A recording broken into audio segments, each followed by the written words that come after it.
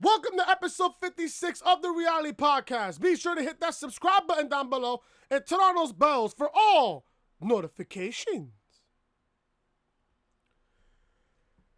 I am recording this for you guys right now at 12:35 a.m. The Optimum outage. They had some big of a problem in the tri-state area, Connecticut, New Jersey, New York, at 7:45 p.m. I'm in the middle of watching a Yankee game against the Boston Red Sox. And it just cut off on me. I had no internet and no phone for 5 hours. Yeah, sure, I still had a phone on me, but I couldn't call nobody. T-Mobile was down first in the beginning, then Optimum had a fucking outage. What's next? I wonder what's next. What a year. What a fucking year. Anyways, you guys see the thumbnail. We have to talk about this. We have to talk about this.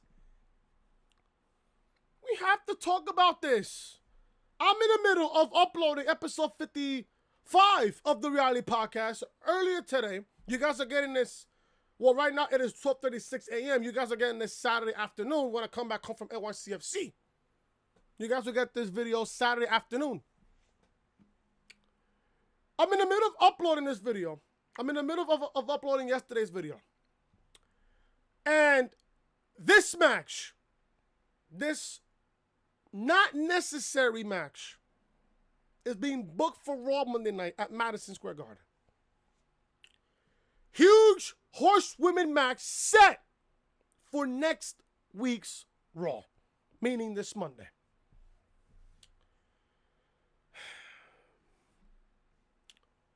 WWE is holding Raw in Madison Square Garden next week, and they want every person they can get for the event. This is why they have booked a pretty huge tag team match for Raw Monday night. WWE has confirmed that Becky Lynch and Charlotte Flair will team up to take on the now heel Boss and Hug Connection. After SmackDown Women's Champion Bayley helped Sasha obliterate Raw Women's Champion Becky Lynch and Charlotte Flair in separate attacks on Raw and SmackDown this past week, the Man and the Queen will form an unexpected alliance once again against the Brutal Best Friends in an anticipated tag team match involving all of WWE's 4 Horsewomen. This is a big match that will see all 4 Horsewomen in the same ring at the same time. People were going crazy on social media. Oh, this match is going to be good. Ooh, I can't wait for Raw Monday night at Madison Square Garden. Ooh, I can't wait.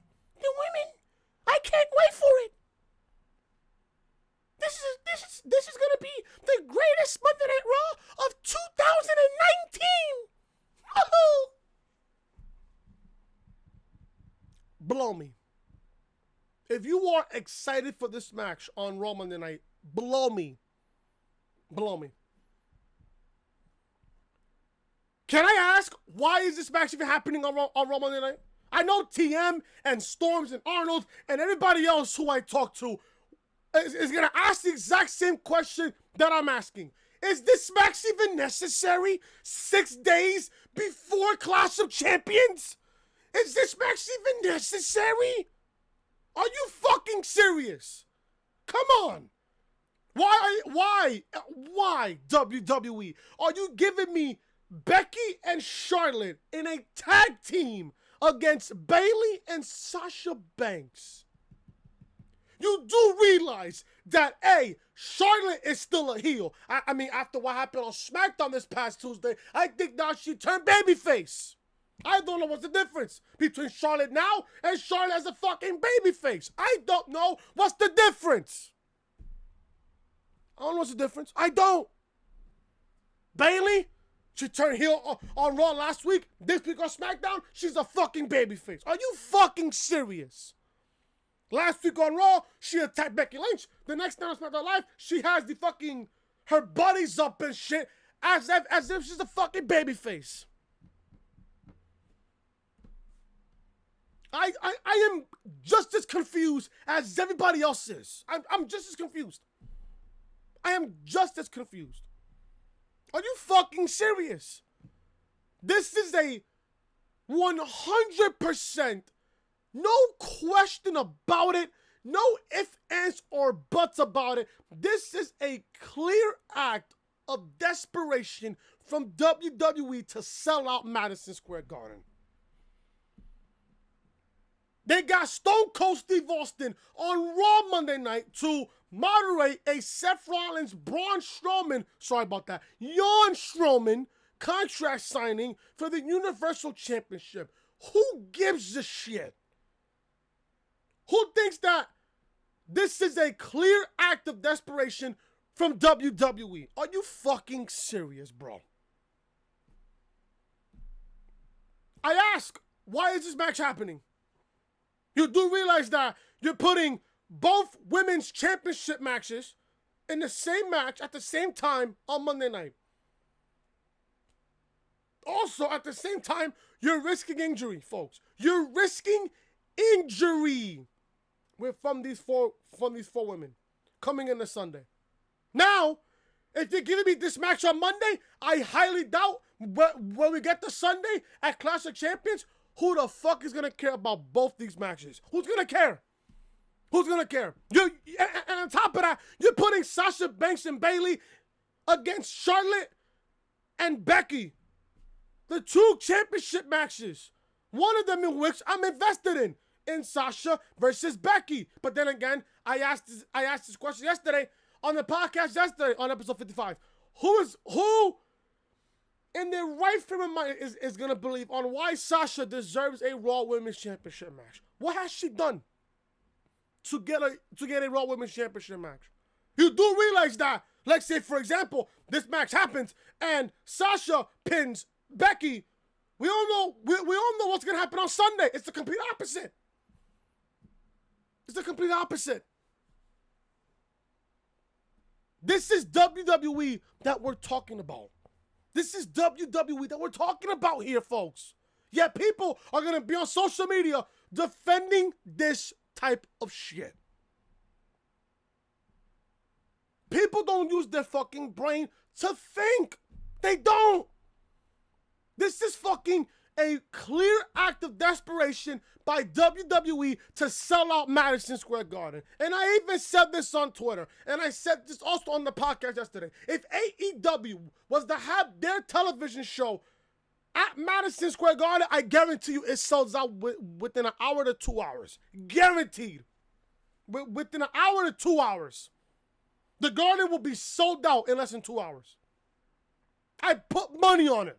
I put money on it. No cap. I put money on it. What makes you think Raw got Stone Cold Steve Austin? What makes you think SmackDown got The Undertaker? A clear act of desperation to sell tickets from Madison Square Garden. Meanwhile, the fans are starting to know what Vince is trying to do. Oh, you're calling out this legend. You're calling out this legend. Oh, you're booking a fucking tag team match that nobody's going to care about on Monday Night Raw. Who's going to care about the 4 Horsewomen competing in a tag team match with 6 days to go before Clash of Champions? I'm waiting. I'm fucking waiting. This is a no question about it, no ifs, ands, or buts about it. This is a clear act of desperation from Vince McMahon to try to sell tickets for Monday Night Raw and also SmackDown Live as well. And if you people don't see that, you're fucking just as blind. You're just as blind and you're just as stupid as the next person right next to you. They're just as stupid. They're just as stupid. Am I going to care about this match? No. I'm not going to care because I know why it's happening. I know why it's happening. Like I said before, it's a clear act of desperation by WWE and Vincent Kennedy McMahon. At the end of the day, who cares? This match is not going to get me excited whatsoever about Raw Monday night. There's nothing on Raw's card this Monday is going to even get me excited towards Clash of Champions on Sunday. And on top of that, from what I also found out, we're getting AJ Styles versus Cedric Alexander on Raw Monday night. How much you want to bet Cedric beats AJ on Raw, and then they book the matchup for Clash of Champions, only for AJ to pick up the victory there over Cedric Alexander? You heard it here, folks. You heard it here first. You heard it here first. I guarantee you that most likely happens. This is WWE, folks, that we're talking about here. Why are you not using your brain when it comes to this type of shit? If you people support this shit, I have no idea what the fuck to tell you. I don't want to tell you. I really don't. I really fucking don't. This is fucking ridiculous on why they booked such a matchup for just 6 days before Clash of Champions. It technically spoils everything that these 4 women are going to do to one another on Sunday. Then, when we get to Sunday, you're going to sit there and ask yourself, oh, we've seen this match on Raw. We've seen Sasha and Bayley get it on Raw. We see Charlotte and Bayley get it on Monday Night Raw. Now, why should I care about 2 women's matches that I shouldn't give a fuck about? WWE had something good in Sasha Banks. Now, within just one night at Madison Square Garden, they fucked everything up. They fucked everything up.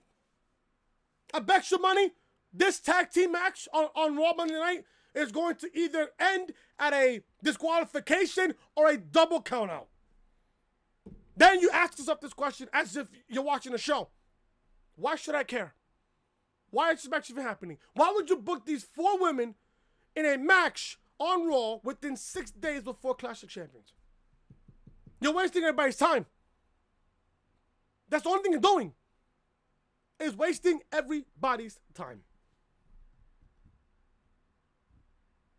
I have no idea what else to tell you people. I really don't. I really don't know what else to even tell you at this point. I really don't. I really don't. This is episode 56 of the Reality Podcast. If you guys don't know who I am your boy Chris. Thank you guys so much for tuning back into the channel on this Saturday, September 7th, 2019. Thank you guys so much for tuning back into the channel. If you guys are enjoying the content so far that you see on the channel, hit that thumbs up, leave a comment down below what you guys thought of the podcast so far, and also leave a comment down below. Is this necessary for Becky and Charlotte to team up against Bayley and Sasha Banks on Raw Monday Night? Is it necessary or is it not necessary? Sound off down below in the comment section. Also, if you guys are new to the channel, be sure to show your support by hitting that subscribe button down below and turn on those guys for notifications. Check out episode 55 of the Reality Podcast from yesterday. We went over the news about an upcoming draft happening, and I give you guys my entire opinion on the my entire opinion to this. I apologize here. Link to this video will be in the annotation above that you see in the upper right hand corner of your screen. Also, check out NXT UK Takeover Cardiff review from August 31st. Obviously, I reviewed it back on Thursday, so I gave you guys that. I promised you guys I was going to give you guys either NXT UK Takeover Cardiff review or All Out. I gave you guys NXT UK Takeover Cardiff. Now, that show was ridiculous. I love that show. I love that show. As a matter of fact, when I come back home from work, while I'm uploading this video, I'm going to be watching the show again, especially with Walter against Tyler Bate. I got to watch that match again. That match was a fucking classic. Link to NXT UK Takeover Cardiff review will be in the annotation above that you see on the upper right hand corner of your screen. Also, check out Monday Night Raw review. I apologize for not giving you guys NXT and SmackDown I review because I had a long week of work. Ricochet and Samoa Joe both advanced to the King of the Ring tournament, and also Bayley's heel turn. Link to Raw review will be in the annotation above that you see on the upper right hand corner of your screen. This is the official home of the Reality Podcast, so make sure you are following me on social media. Twitter, Chris from Rolling and Snapchat. Chris was hated. And like I said, if you guys are enjoying the content, be sure to show your support by hitting that subscribe button down below and turn on those both guys for notifications. Let's begin episode number 56 of the Reality Podcast right here for your Saturday, September 7th, 2019. We're going to begin the podcast here with Tommaso Ciampa. Tommaso Ciampa tells Matt Riddle to go fuck yourself. Now, obviously, Matt Riddle has to do something here for Tommaso Ciampa to say to Matt Riddle, go fuck yourself. Matt Riddle might not be making very many friends right now. We'll have to see whether this playful banner or not, but it doesn't look good. We previously reported that Matt Riddle sent out a message to his co-workers, quote unquote, who wouldn't give him a ride. Apparently, he was told that the car was already full of too much talent. Tommaso Ciampa saw this video from Riddle, and he might not have appreciated what he saw. He responded to imply that there was some policing going on within the NXT roster, and yeah, Riddle can go fuck himself. This is what Ciampa tweeted on social media, on Twitter, and I quote, "The boys shall police themselves, aka go fuck yourself," end quote. This is a very interesting reply from NXT's Tommaso Ciampa. He has yet to make an in-ring return, but it's just about that time for the Sicilian psychopath. Now, I said this back at NXT TakeOver Toronto review. I said this. The original match for TakeOver Toronto was supposed to be Matt Riddle versus Adam Cole for the NXT Championship. That was supposed to be the original match. But, because of Matt Riddle's social media antics with the whole Goldberg situation, and they punished him by putting him in a feud with Killian Dane and stuff like that, and they was really going to push Matt Riddle heavy. They was going to push him heavy. I had people tell me that it was supposed to be Matt Riddle versus Adam Cole at TakeOver Toronto for the NXT title. That's what I was being told. But because of Matt Riddle's, social media antics and acting immature and shit, they had to hold his push. They had to hold his push until he learns a lesson. Now, with NXT TakeOver Toronto being done with and shit, who's next in line to even compete against Adam Cole for the NXT Championship? Who's next in line for it? Now, I can clearly see here that Matt Riddle has still not learned his lesson. He's still talking shit on social media and being a complete fucking idiot on social media. Listen, don't get me wrong, I love Matt Riddle, but he has to learn his lesson on social media. He just has to. He has to watch what he says on social media, because whatever is out there on social media, it can either be with you or against you. Trust me, I know that for a fact. It can be either be used as a good thing, or it could just straight up bite you in the ass. Right now, no wonder why Triple H has not pushed Matt Riddle, because Matt Riddle has not learned his lesson. Ciampa is, from what I'm being told as of right now, Ciampa's even coming close to coming back. He's close, very close to coming back. Now, the next surgery that Ciampa had back at March was a career-threatening injury because of his neck. And shit. Nobody would have thought that Tommaso Ciampa was going to come back. I didn't think so either, to be honest with you. I thought that once Ciampa got the surgery, he was going to be out for a long time and then come right back as if nobody forgot about him. I think now with Ciampa closely to come back, I wouldn't be surprised if we see a Tommaso Ciampa versus Matt Riddle feud before we head to TakeOver War Games. Now, I wouldn't mind it. I think NXT has that much of a gap between now and TakeOver War Games, which is the next TakeOver, which is in November. I think when Ciampa comes back, I think his first feud would be against Matt Riddle. Now, would I turn Matt Riddle heel? Yeah, I would. I would turn Matt Riddle heel. I would. One thing I've noticed about Matt Riddle lately, I can see him as a heel. Ever since I've been watching him on NXT and shit, I can see him as a heel. I clearly can. I can 100% see him as a heel. No question. I can see him as a heel. I could. Ciampa, a babyface. You guys seen his documentary on the PC YouTube channel, on the WWE Performance Center YouTube channel. With the neck surgery and shit, with his daughter and his wife and shit, how Gargano was just praising him, and Candice LeRae and everybody else. Do you really see Ciampa coming back as a heel, as a full-fledged heel? No. I think him as a babyface at this point, I think it'd be a good move if he comes back as a babyface. But would I put Ciampa in the NXT Championship picture? Not yet. Although I would book Ciampa versus Cole at TakeOver War Games. That I would do. Unless if you're going to have Matt Riddle. No. Unless if you're going to have Adam Cole compete twice in one night. I don't really see that happening. Because who else is going to compete in War Games? In the actual War Games match? I don't know. But if I'm Triple H, I'm going to consider this Tommaso Ciampa Matt Riddle thing as a potential feud for Tommaso Ciampa on his first feud back. You can put him against Matt Riddle. You can. I mean, I could really see that happen. I really could. Sound off in the comment section. Would you want Tommaso Ciampa to come back as a full-fledged babyface and have him feud against Matt Riddle? A heel Matt Riddle? I would love to see that. I would 100% love to see that. Big possible spoiler for Clash of Champions on Sunday, September 15th. Now, Bray Wyatt is set to face either Seth Rollins or Braun Strowman at Hell in a Cell. It doesn't quite matter to him because the Fiend just wants the Universal Championship. Seth Rollins will defend the title against Braun Strowman as September 15th's Clash of Champions pay-per-view, but it looks like we have a bit of a spoiler. Now, I read this last week on the podcast, on episode 54 last week, and it bleeds into this week.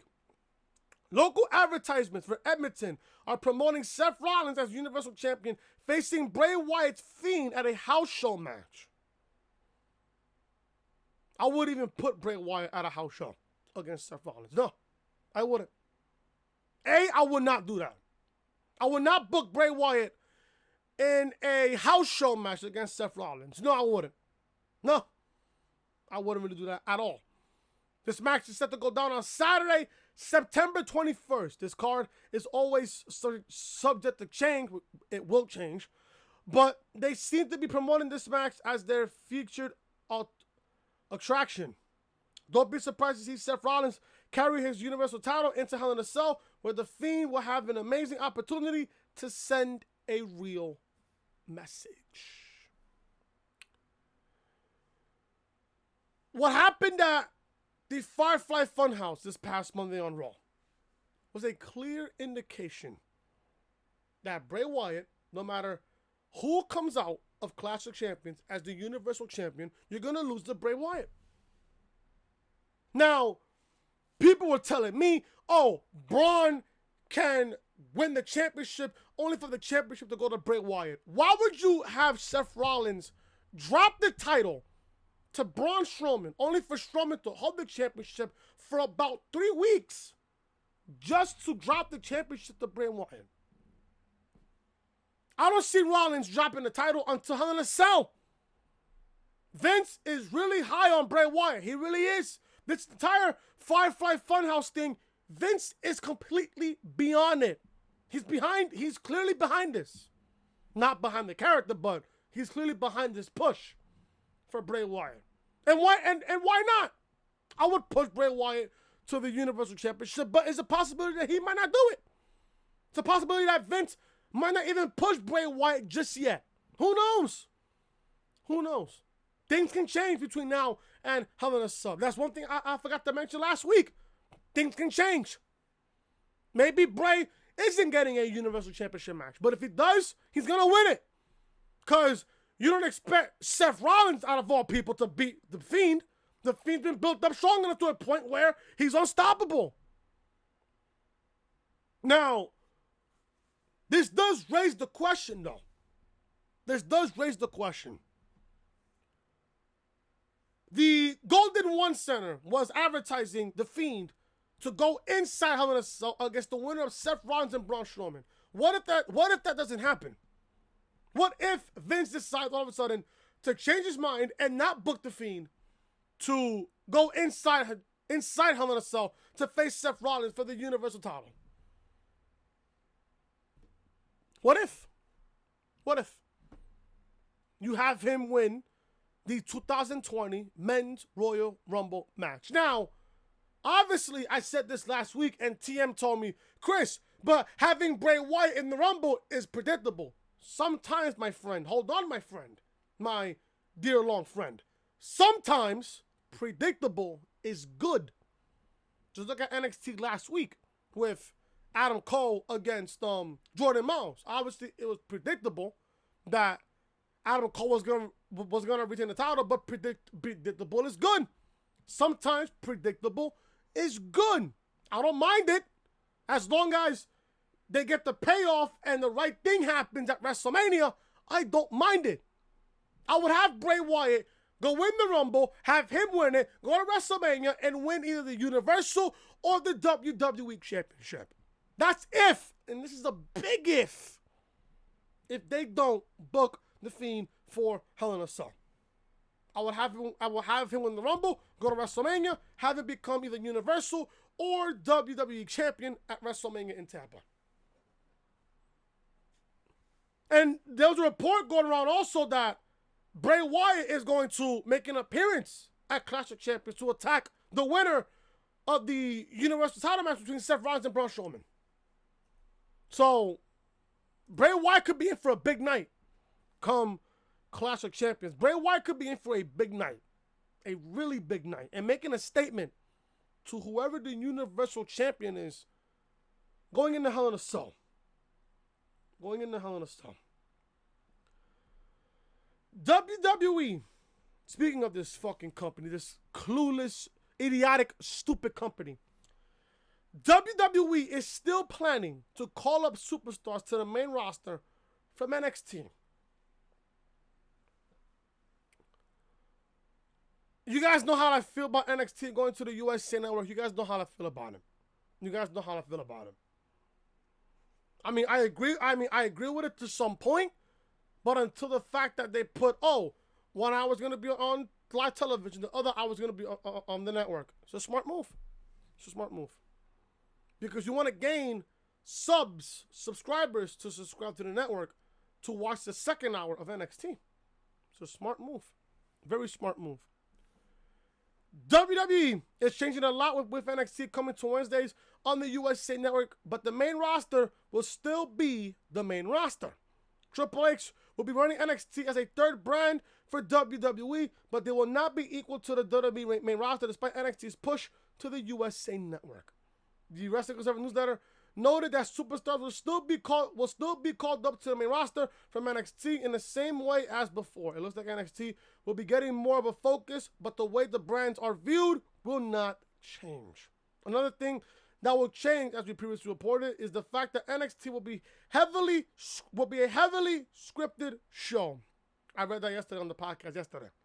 This might change a little bit when it comes to the presentation, but we just have to see how it may or may not alter things. You have to lead the charge if you're NXT. You have to lead the charge to this potential Wednesday Night Wars between AEW and NXT. If I'm WWE, if I'm running WWE, and you're having NXT compete with All Elite Wrestling on Wednesday nights for 2 hours, I will not have any superstar from NXT being called up. Because can you imagine Gargano to Raw or SmackDown, Tommaso Ciampa, Raw or SmackDown, The Undisputed Era, Raw or SmackDown, Velveteen Dream, Raw or SmackDown, Matt Riddle, Raw or SmackDown, Shayna Baszler, Raw or SmackDown, Io Shirai, Raw or SmackDown. That's going to fuck up NXT to a point where NXT is not going to draw enough attention against AEW. It's all in the fun of competition. Yet Vince is still stressing about AEW while Triple H isn't. Triple H is going to let NXT and NXT UK do all the talking. I mean, that's just clear-cut indication after what happened at NXT UK TakeOver Cardiff this past Saturday. That's clear-cut indication, folks. Clear-cut indication that's going to happen. If I'm Triple H here, I would not let anybody from NXT being called up to the main roster. Because Triple H is going to need those type of guys and gals to lead the charge towards NXT. People like Adam Cole, Gargano, Ciampa, Matt Riddle, Keith Lee, Dominic Dijakovic, Damian Priest, Shayna Baszler, Io Shirai, Candice LeRae, Jessamine Duke, Marina Shafir, among all of them. Among all of those guys in NXT. If Triple H does not have all those people that I've mentioned in NXT, why even put them on the USA Network for 2 hours? Why? Keep those guys there. Keep those girls there. Have the competition be real between NXT and AEW. That's it. That's just it. Honestly, other than that, there's no point of calling up anybody to the main roster. There's no point when A, you're not going to use them, and B, they're most likely going to be dead on the arrival. Look at Bobby Roode. Look at the War Raiders. Look at EC3, who's barely being featured on Raw every single week. AOP. Where's AOP? Where the fuck is AOP? The Street Profits. The more I see the Street Profits on Monday Night Raw, the more I don't care about them. And that's sad to say because the Street Profits were amazing in NXT. They were great. They had charisma. They were one of the best tag teams in all of pro wrestling. One of the best tag teams in all of pro wrestling. Now look at it now. Backstage segments on Raw, not even being used. Not even being used.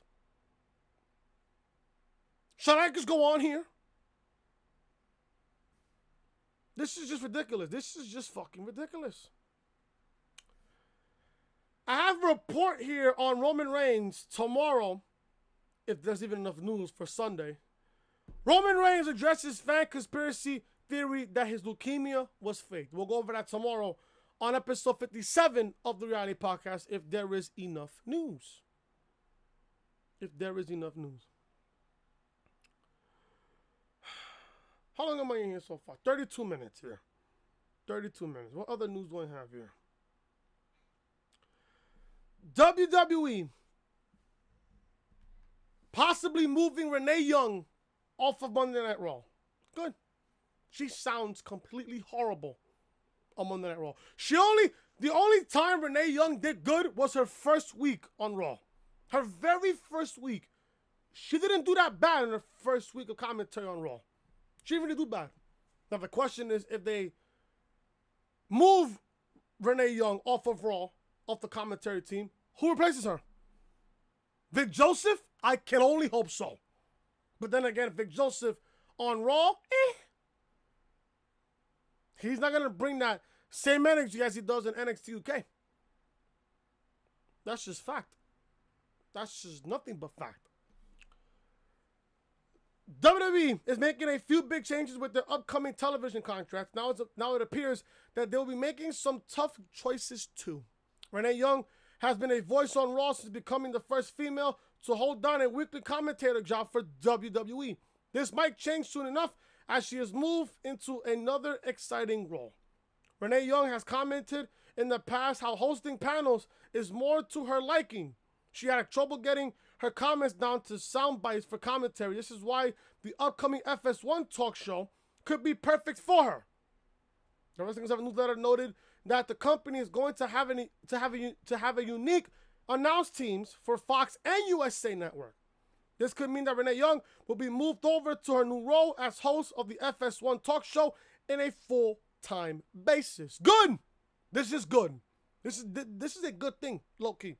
I don't want to sound sexist or anything, but this is a good thing. I think, honestly, in my honest opinion, has Renee Young done a bad job as a commentator for Raw? Yeah, she sounds cringe sometimes, sounds unentertaining.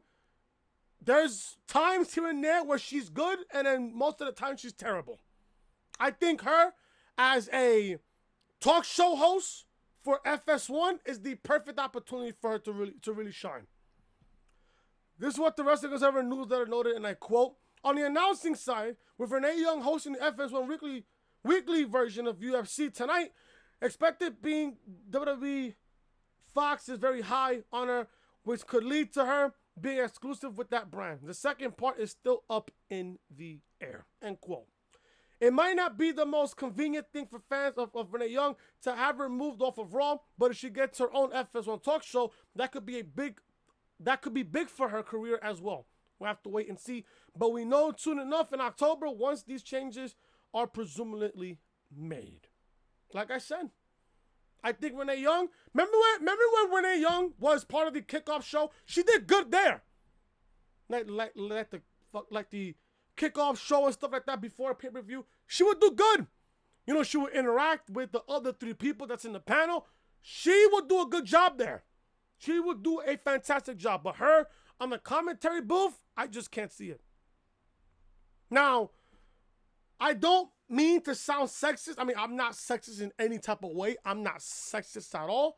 But I am not going to sit here and say that Renee Young is a bad person. I'm not. She's genuine. She's a nice person outside of the company. But at the same time, in the company with her voice being on the Raw commentary team, why is she there for? Why is she there? And like I said, she could play a way better role as a talk show host. I wouldn't mind her being there as a talk show host at all. I wouldn't mind it. But on the commentary team, she's just completely terrible. I'm sorry. She's just completely fucking terrible. But I don't wish anything bad on Renee Young. I hope she has a great future with this talk show shit. I really do. I'm just really sitting here and being honest here. I'm just sitting here and being honest. Another title match. Another title match. Likely coming to Clash of Champions. Obviously, because every single title has to be on the line. So obviously, you have to put this championship on the line. Oh, and speaking of championships, we are, I think, 8 days. 9 days. We're 9 days away. Actually 8 days. I'm bugging. Today's Saturday. We are 8 days away from Clash of Champions. Yeah, AJ Styles does not have an opponent for Clash of Champions. He does not. Clash of Champions is going down on September 15th, and usually every title in the company is defended during one of these events. This year might not be any different. The women's tag team titles, these irrelevant pieces of garbage tag team titles, might be getting another shot at becoming a legitimate set of titles in WWE. The Iconics did their job as well, said no one ever, but some fans definitely noticed a lack of focus on the belts. Oh, you don't say. After what happened with Sasha and Bayley back at WrestleMania, no one cares now about the women's tag team titles. You killed the women's tag team championships at WrestleMania. You killed it, Vince. You did. Now it appears that Nikki Cross and Alexa Bitch,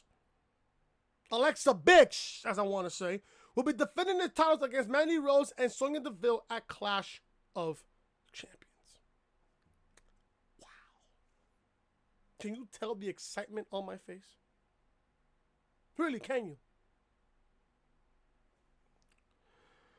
It was noted in the Wrestling Observer newsletter that this match is most likely, quote unquote, will happen. After all, Fire and Desire did score a pinfall over the champions this week on SmackDown. Yeah, the Fire and Desire team picked up a victory over the Women's Tag Team Champions. Watch the Women's Tag Team Champions pick up a victory over Fire and Desire at Clash of Champions. I would not be surprised if SmackDown on Tuesday or Raw Monday night, we see maybe a Alexa Bliss versus Mandy Rose, or we get a Nikki Cross versus Sonya Deville, or do we get a Sonya Deville versus Alexa Bliss and then Nikki Cross versus Mandy Rose on Raw and SmackDown this week before Clash of Champions? I guarantee that happens. Guarantee you. You can never rule out the possibility of World Wrestling Entertainment booking something with multiple teams that we don't see coming. It seems that we should be expecting to see the women's tag team titles defended on the Clash of Champions show for sure. Like I said, Fire and Desire, they picked up a victory over the champions last week on SmackDown. Watch the champions pick up a victory over Fire and Desire at Clash of Champions. And then you're going to ask me, do I care? This will be, if anything, my taking a nap match. Either buried on my phone type match. Who cares about the Women's Tag Team Championships? Who gives a fuck? Who actually gives a shit? Who gives a shit? I don't. Do you? No? Good. Good. I expect you guys to not give a fuck. I expect it. How long am I in here right now? 40 minutes. Close to 41. I think I'll end the podcast here.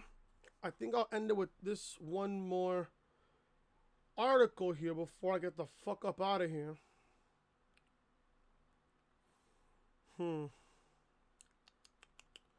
Trying to find a simple report. I went over that yesterday.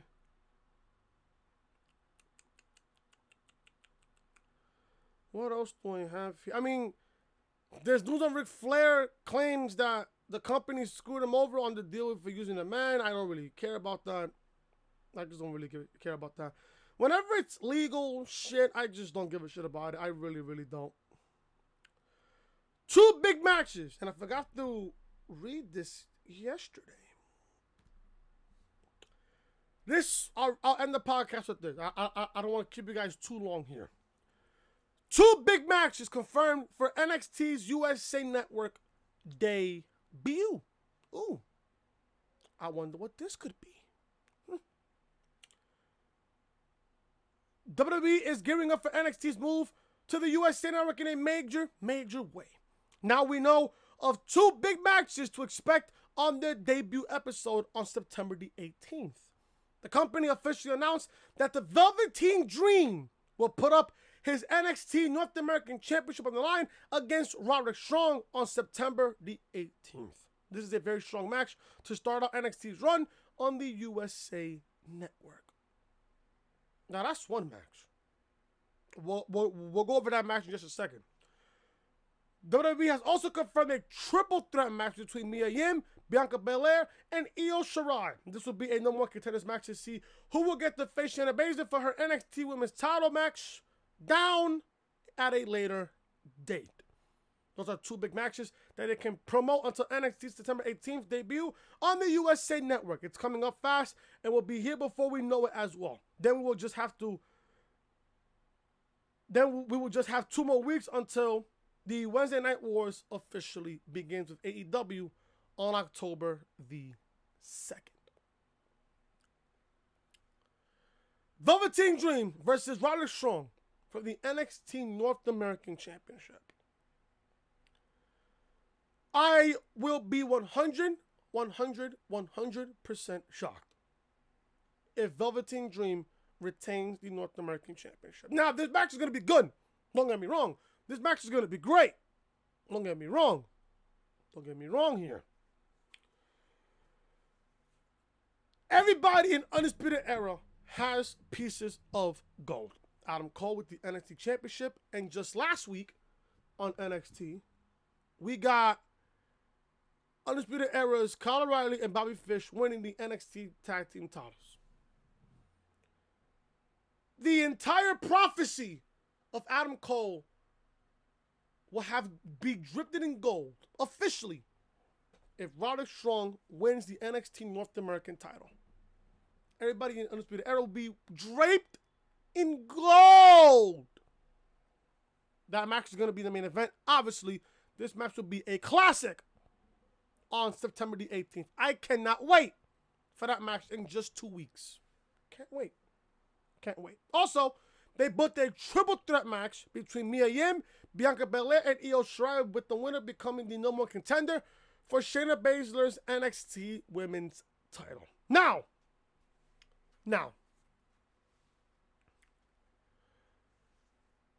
The only person that I completely see winning this matchup is Io Shirai.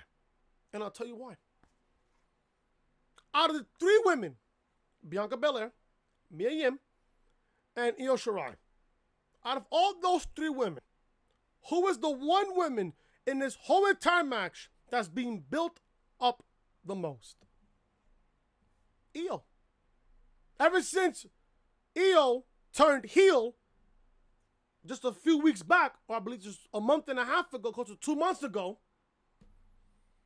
Io has been the best woman outside of Shayna Baszler to be built up. Mia Yim, she had a chance at Shayna Baszler at TakeOver Toronto. She did a good job, but she lost the matchup. Bianca Belair, she's starting to get built up a little bit as we see her on NXT. We did see her, I believe, just this past week. This past week. We did see Bianca Belair. I think it was last week. I think it was this past week or the week before. We did see Bianca Belair. Now, I do know for sure, just by logic and just common sense here, Mia is going to most likely get the pin. Mia Yim is going to most likely be the one to take the pinfall. Just a question of who's pinning her, either Bianca or Io. There's no question on my mind that Io Shirai is winning this matchup in 2 weeks to become the number one contender for Shayna Baszler's NXT Women's Championship. But then again, you got Rhea Ripley showing up at NXT just a few weeks ago, calling Shayna Baszler a bitch.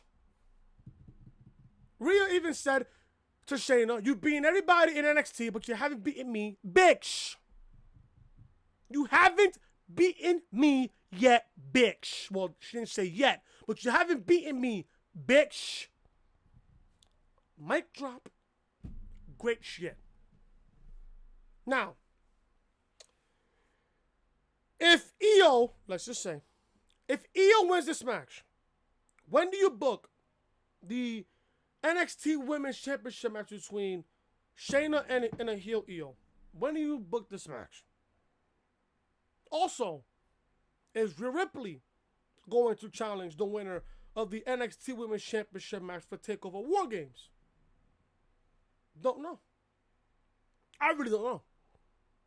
If you was to ask me, I would have Shayna go up against Rhea at TakeOver War Games. I would have Shayna retain the championship, and then I would have Candice go up against Shayna at TakeOver Houston, Royal Rumble weekend in January. I'll have Candice win the title. Then I'll have Candice and Io for TakeOver Tampa, WrestleMania weekend. Perfect ending. Absolute perfect. Perfect. Just perfect. You can tell that story right there and then. You can tell that story. Or I can see NXT do this. I would have Io. I would either they do what I just mentioned, or they can do this. Or they can do this. I would have Io with this new heel-like character in Io. Io wins the triple threat match on the 18th. Have her face Shayna Baszler down the road for the NXT Championship. Then you can have Io beat Shayna for the NXT Women's Championship, maybe either at TakeOver War Games, or unless they're going to do Rhea versus Shayna, then you do Io after. I would have Io take the championship from Shayna at TakeOver Houston, only for Io to walk in NXT TakeOver Tampa as NXT Women's Champion, and I would have Candice LeRae chase after Io Shirai for the NXT Women's Championship. Again, perfect ending. Now, the wild card for this whole entire thing is Rhea Ripley. Is she coming into NXT to feud against Shayna Baszler? Maybe. We don't know. But then again, I can see right now people are going to complain about another Io versus Shayna match. Maybe this time around, Io gets the one to beat Shayna Baszler for the NXT Women's Championship. Who the fuck knows? Who the fuck knows? We'll wait as that time rolls around. And that's it right there. That's how I would do it right there. I would have Io win the triple threat match, and I would have Roderick Strong. I'm booking this right now off the fly of my head. I would book Roderick Strong to win the NXT North American Championship, and that will be the end of the first show of NXT of having Undisputed Era, one of the most dominant factions in WWE history, carry all the gold in NXT. And that, folks, is the reality of things right here on episode 56 of the Reality Podcast. Thank you guys so much for watching.